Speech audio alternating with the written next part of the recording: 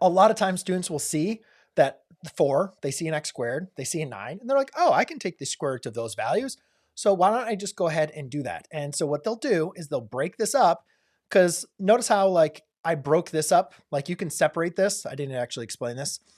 Over here, you can break this up into the cube root of a to the 4th cubed times the cube root of b to the 5th cubed, right? You can break up the product of two radicals into separate radicals. So a lot of students will see a problem like this and they'll say, well, let's just go and do the same thing, right? Why don't I break this up into a 4x squared minus the square root of a 12x and then plus the square root of 9y? Because I can take the square root of 4x squared, I can take the square root of a 9, so that would make sense, right? Unfortunately, ladies and gentlemen, we cannot do that. We cannot break up radicals across addition and subtraction, okay? So again, what we need to look for is what could I take, that's supposed to be an x, that's supposed to be an xy, I forgot to write.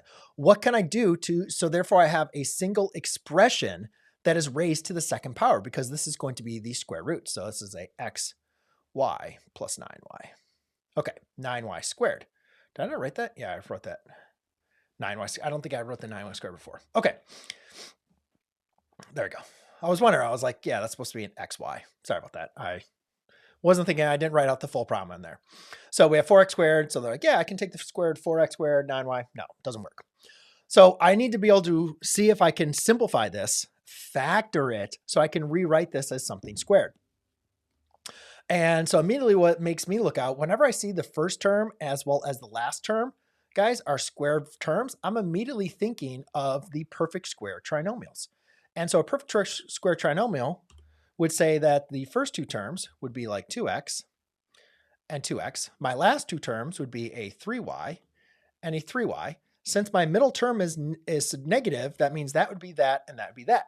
Now all I need to do is just verify that the inner and the outer is going to give me a 12x. You could think of it as a 2 times xy, or 2 times the first term times the second term.